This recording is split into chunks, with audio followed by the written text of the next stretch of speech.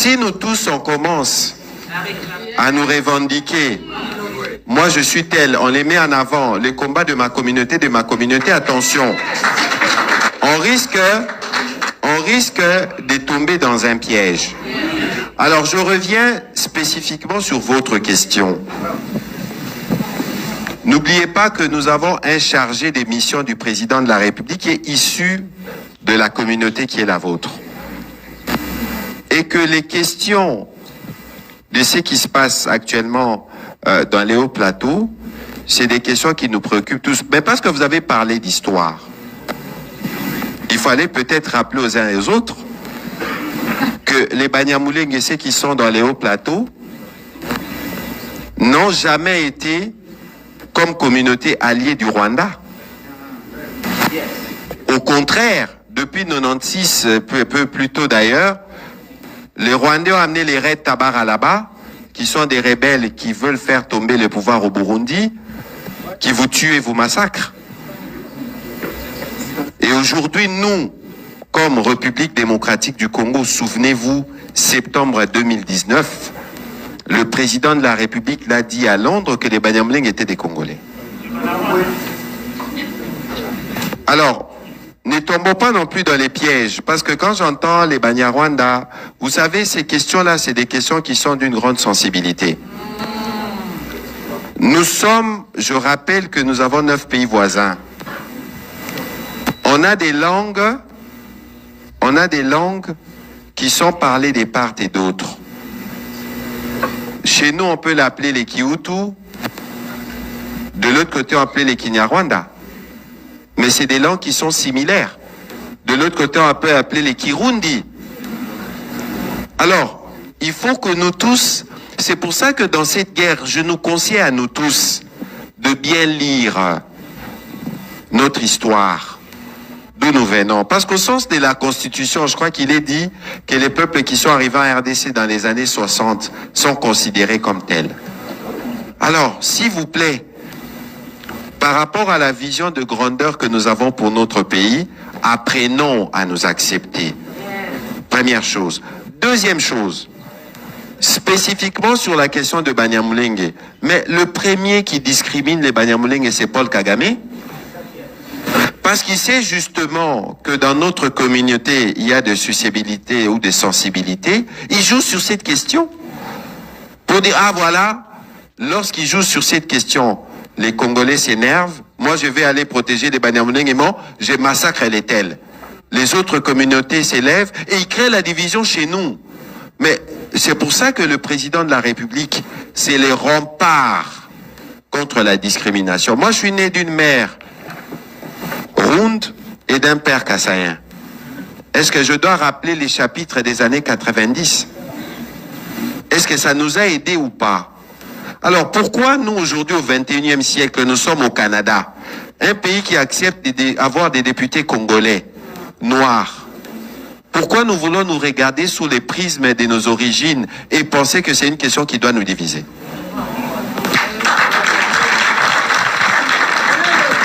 Alors, j'évolue sur la question de M. Mbanza. Votre communauté, c'est l'autre communauté qui est victime, parmi les premières victimes des agissements du président rwandais. Actuellement, dans les Rutshuru, on a enregistré, on continue d'enregistrer des massacres. C'est essentiellement les peuples Hutus qui payent le prix. Parce que, dans sa folie aveugle, les FDLR sont essentiellement des Hutus au niveau du Rwanda. Et ils tuent aveuglement. Mais quelle que soit la nature de problème que nous avons ou des cohabitations de communautés, c'est pas par les armes que ces problèmes doivent être réglés. Et nous avons un président de la République qui a déjà démontré par ses mots, par ses actes, que nous voulons un Congo où toutes les tribus, les ethnies sont rassemblées pour construire la nation. Nous savons en ce moment, je devais arriver hier au Canada, je ne suis pas arrivé parce que j'étais à Genève, au Conseil des droits de l'homme. Monsieur le modérateur, excusez-moi, c'est des questions qui sont importantes, s'il vous plaît. Oui, oui. Au Conseil des droits de l'homme, Si je n'avais pas cette réunion, je serais peut-être resté là-bas. Parce que nous avions une réunion avec la ministre des Affaires étrangères, les ministres de la Justice, le ministre des Droits humains, avec les nouveaux hauts commissaires aux Nations Unies pour les réfugiés. Parce que nous sommes au courant que le président rwandais et ses fils maléfiques sont en train de transplanter des populations. Nous avons des indications. Parce qu'ils savent qu'ils vont partir et amener les venins de la division. Parce qu'ils savent que c'est des questions qui sont d'une grande sensibilité. Les questions des terres. Nous, au niveau du gouvernement, on a déjà pris des ordonnances. Tous les actes qui sont posés par ces gens-là ne seront pas considérés. Et il faut pas rêver.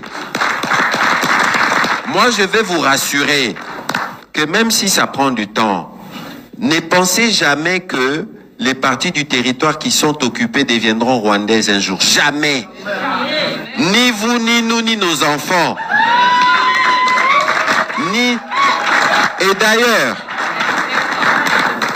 quand vous lisez tous les communiqués de tous les pays de la communauté internationale et toutes les organisations, ces communiqués se terminent par dire: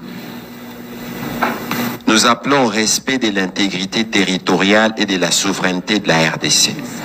Donc, qu'on ne vous trompe pas, ça va se terminer. Nous allons recouvrer l'autorité sur notre territoire et nous allons y faire régner la loi. Voilà. Et donc, le Rwanda, depuis 1994, a pris goût à l'exploitation de ressources minières de l'Est de la RDC. Comme vous avez suivi précédemment, si vous regardez la ceinture aurifère de l'Est de la République démocratique du Congo, se situe principalement dans l'Est. Alors moi, je ne sais pas comment Dieu ou la nature nous dotait des richesses, mais par exemple, pour l'or, ça se limite vraiment à la frontière. Et donc, le Rwanda, n'oubliez pas qu'avec l'AFDEL, donc le premier fils du Rwanda, c'est l'AFDEL, et on va revenir au fils actuel pour vous mettre au cœur du conflit, a appris à se construire en maintenant l'Est de la RDC dans une situation de conflictualité ou d'insécurité permanente. Et donc, toute idée de paix ou de stabilité contrarie les ambitions économiques du président rwandais. Et donc, c'est dans cette logique qu'il a commencé avec l'AFDEL, plus tard le RCD, plus tard le CNDP, plus tard le M23, encore le M23. Je rappelle que lorsque le président de la République arrive aux responsabilités en 2019, parmi les premières actions qu'il a entreprises, c'est d'ailleurs la réconciliation des présidents rwandais et ougandais. Ça s'est passé en août 2019, quelque part en Angola et dans la frontière de la RDC. C'est pour vous dire que la République démocratique du Congo, de par son histoire, il y a des aînés dans la salle, en termes de doctrine diplomatique, nous avons toujours prôné une doctrine de paix. Nous sommes le pays en Afrique qui a le plus grand nombre de frontières internationales. Nous en avons 9. Nous avons à ces titres-là des tribus sur les bords des frontières, j'y reviendrai, qui font que nous, comme République démocratique du Congo, nous sommes non pas seulement les pays moteurs de la région, mais nous sommes le pays moteur du continent et nous avons, nous, les capacités de régler d'autres problèmes de l'humanité. Et donc, le narratif qui est porté par les Rwandais est un narratif qui est assis sur des prétextes qui ne se vérifient pas, ou sur, on verra sur la question par exemple de discours de haine, sur une instrumentalisation d'une communauté qui n'a jamais demandé d'aucune manière au gouvernement rwandais d'intervenir pour sa protection. Et donc, il y a la question du soutien des FARDC aux FDLR. On peut prendre les slides suivants. Alors, les FDLR, c'est qui? Les FDLR, ce sont des Rwandais. En 1994, lorsqu'il y a eu les génocides, nous avons ouvert nos frontières, on a accueilli, y compris les ex-FAR, ceux qui étaient dans les forces armées rwandaises du président Habyarimana à l'époque. Nous sommes en 1994. À l'époque, ces combattants-là, parce que le président rwandais, je crois qu'il avait 37 ans à l'époque, Et donc aujourd'hui, on parle des forces des FDLR qui, depuis 1994, sont en RDC. 32 ans plus tard, on en parle comme s'ils constituaient une menace. D'abord, de un, si vous vous référez aux déclarations publiques faites d'ailleurs par l'ambassadeur rwandais en RDC, il disait que les FDLR ne représentaient pas de menace. Parce qu'en réalité, nous, aujourd'hui, on ne peut pas renier leur existence parce que d'abord, ils endeuillent les Congolais, ils pillent ou ils font des activités, des destructions de la forêt, ils sont des coupeurs de route, c'est des criminels, mais qui ont leur place au Rwanda parce que c'est des Rwandais. Je rappelle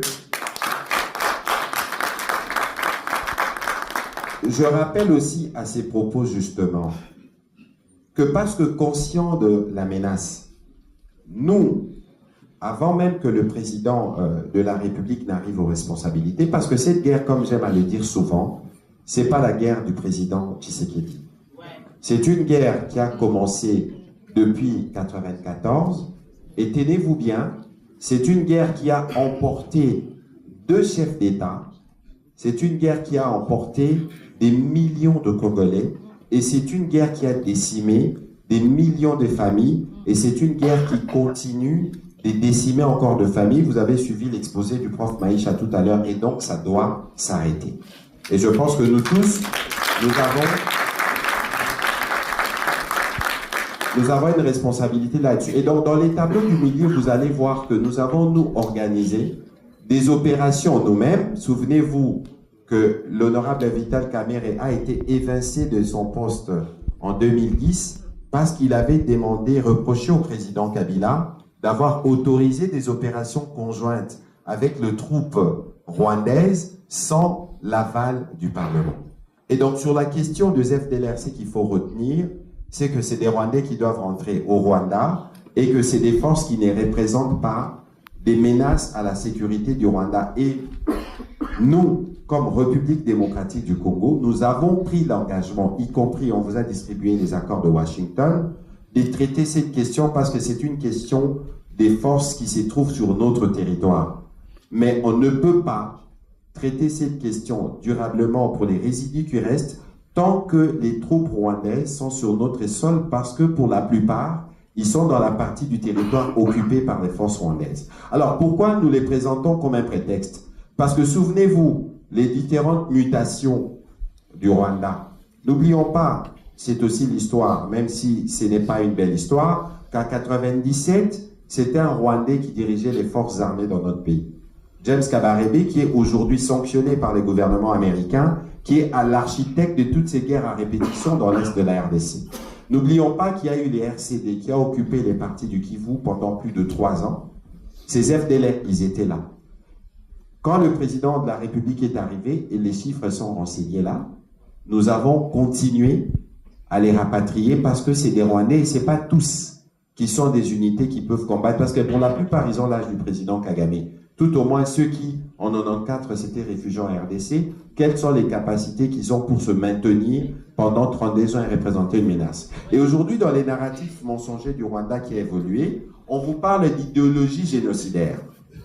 Mais il faut m'expliquer qu'est-ce qu'ils mettent comme contenu dans l'idéologie génocidaire, si ce n'est les besoins permanents du Rwanda de surfer sur la culpabilité internationale de ne pas avoir agi très vite pour stopper les génocides. Parce que cette question du génocide, autant elle nous a choqués, autant elle a choqué la communauté internationale. C'est pour ça qu'il y a une... On peut passer au slide suivant. C'est pour ça qu'il y a une instrumentalisation permanente de la question des Tutsis ou des Banyamulenge. D'abord, de un, il faut que pour nous tous, ça soit clair. Les M23 ne représentent pas la communauté Banyamulenge. Les crimes commis par les M23 ne sont pas imputables aux membres de cette communauté-là. Parce que la communauté Banyamulenge chez nous, comme les autres Tutsis, sont les premières victimes de la stigmatisation du Rwanda. Je vous donne